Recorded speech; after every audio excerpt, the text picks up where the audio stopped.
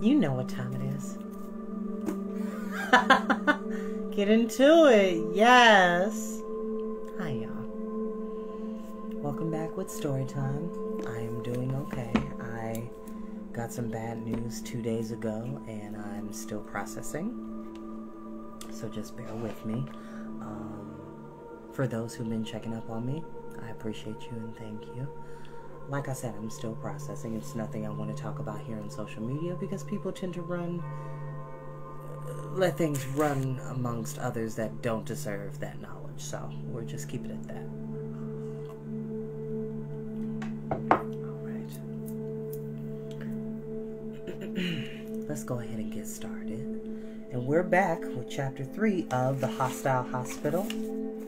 As I always say, you don't have to watch these videos when they go live. You're more than welcome to watch them in your downtime, nap time, max, relax, chillaxing time, in between time, mean time, scheme time, summertime, break time, CP time, any time that you want to hear a highly animated voice bring you wonderful stories of magic, science fiction, adventure, and many, many more in between. And fantasy, too. Chapter 3. We are volunteers fighting disease, and we're cheerful all day long. If someone said that we were sad, that person would be wrong. We visit people who are sick and try to make them smile, even if their noses bleed or if they cough a bile.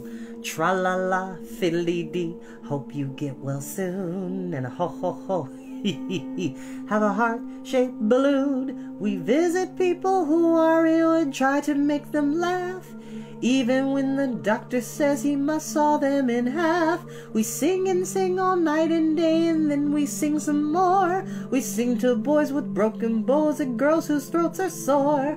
Tra-la-la, fiddle-dee-dee, hope you get well soon, and a ho-ho-ho, and a hee-hee-hee, have a heart-shaped balloon. We sing to men with measles and to women with the flu, and if you breathe in deadly germs, we'll probably sing to you.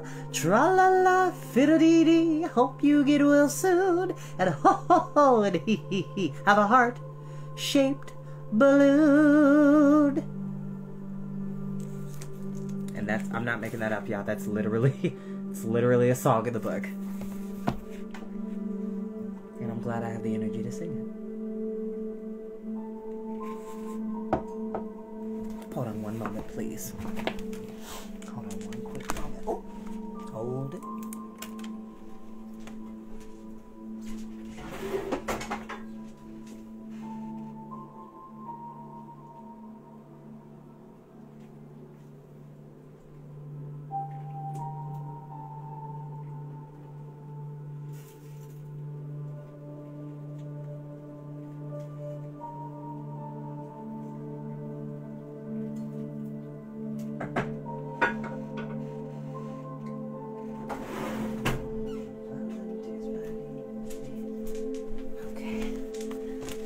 Sorry about that, y'all. Got some pasta going on the stove. I'm gonna cook tonight. Hope everybody genuinely is having a great Thursday. Love you. An associate of mine named William Congreve once wrote a very sad play that begins with the line, "Music has charms to soothe the savage beast." A sentence which here means that if you are nervous or upset, you might listen to some music to calm you down or cheer you up. For instance, as I crouch here behind the altar of the Cathedral of the Alleged Virgin, a friend of mine is playing a sonata on the pipe organ to calm me down, and so the sounds of my typewriter will not be heard by the worshippers sitting in the pews. The mournful melody of the sonata reminds me of a tune my father used to sing when he did the dishes, and as I listen to it, I can temporarily forget 6 or 7 of my troubles. But the soothing effect of music on a savage breast obviously depends on what kind of music is being played. And I'm sorry to say that as the Baudelaire orphans listened to the song of VFD, they did not feel even one bit less nervous or upset.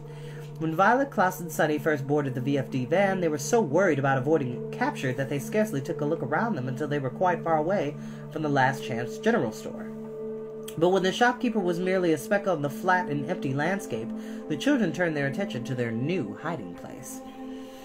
There were about 20 people in the van, and every single one of them was exceedingly cheerful. There were cheerful men, cheerful women, a handful of cheerful children, and a very cheerful driver, who occasionally took his eyes off the road to grin cheerfully at all his passengers.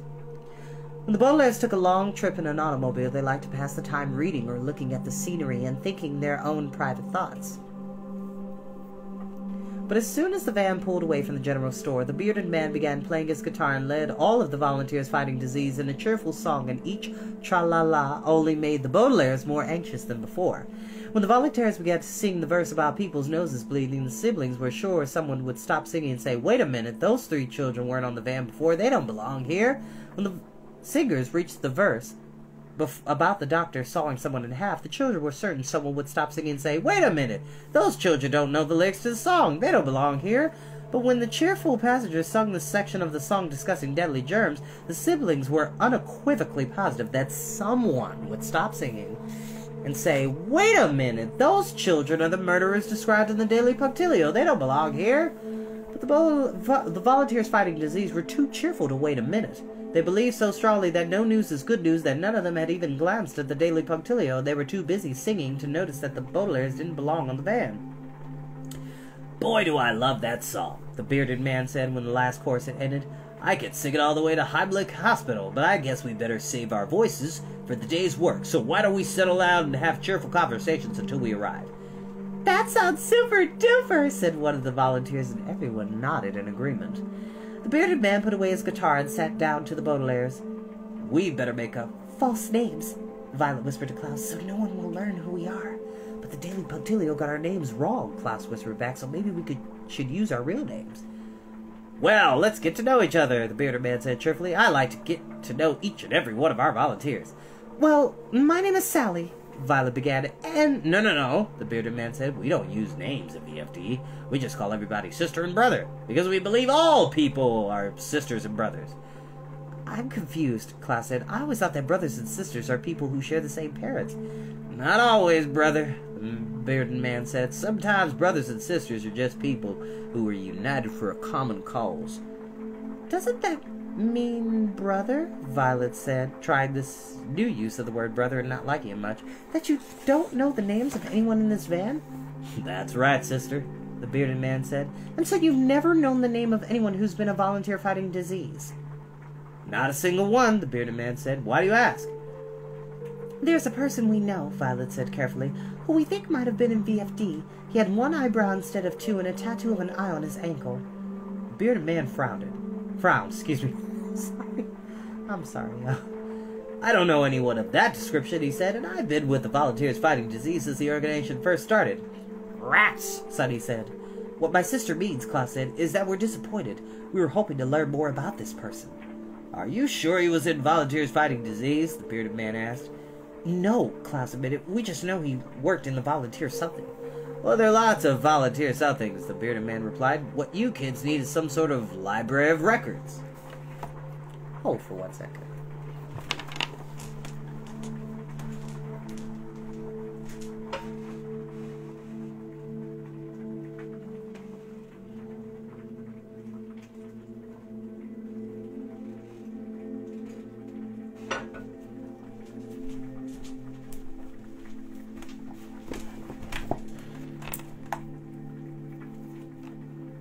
Alrighty. How that got there. "A library of records?" Violet said. "A library of records is a place where official information is stored," the bearded man said. "In a library of records, you can find a list of every single volunteer organization in the world, or you can look up this person and see if there's a file on him. Perhaps that would tell you where he worked."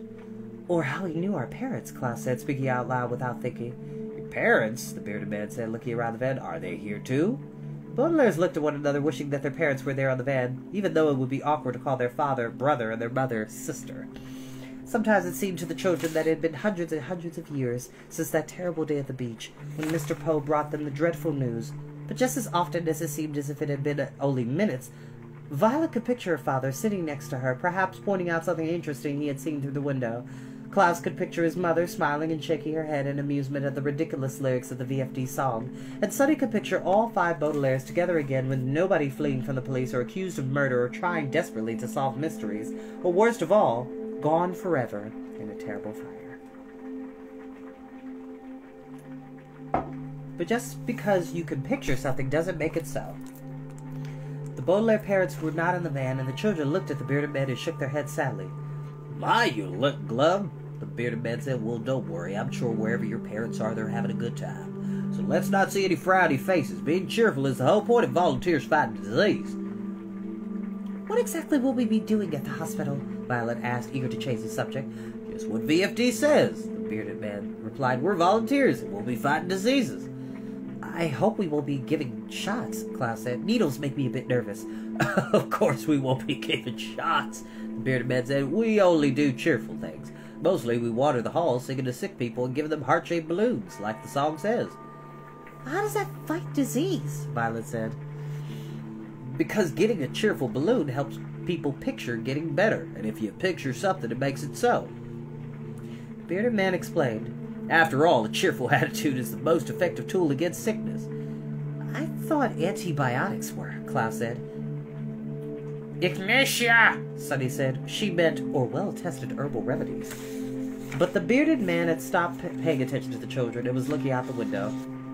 We're arriving, volunteers, he called out. We're at Heimlich Hospital. He turned to the Baudelaires and looked out at the horizon. Isn't it a beautiful building?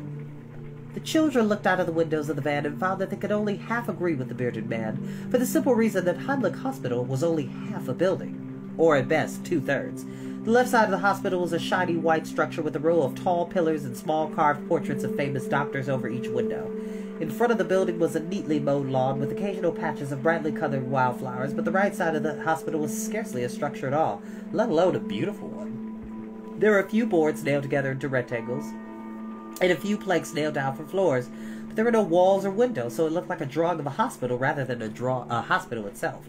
There was no sign of any pillars, not even one carved doctor portrait of this half-finished side, just a few sheets of plastic fluttering in the wind, and instead of a lawn, there was just an empty field of dirt. It was as if the architect in charge of constructing the building had decided halfway through that he'd rather go on a picnic, and had never returned. The driver parked the van underneath a sign that was half-finished, too. The word Heimlich was in fancy gold letters on a clean white square of wood, but the word hospital was scrawled in ballpoint pen on a piece of cardboard ripped from an old box. I'm sure they'll finish it someday, the bearded man continued, but in the meantime we can order the other half, picture the other half, and picturing something makes it so. Now let's picture ourselves getting out of the van. The three Baudelaires did not have to picture it, but they followed the bearded man and the rest of the volunteers out of the van and onto the lawn in front of the prettier half of the hospital. The members of VFD were stretching their arms and legs after the long drive and helping the bearded man remove a big bunch of heart-shaped balloons from the back of the van, but the children merely stood around anxiously and tried to figure out what to do next. Where should we go? Violet asked. If we walk around the hallways of the hospital singing to people, someone will recognize us. That's true, Klaus said. The doctors, nurses, administrators, and patients can't all believe that no news is good news.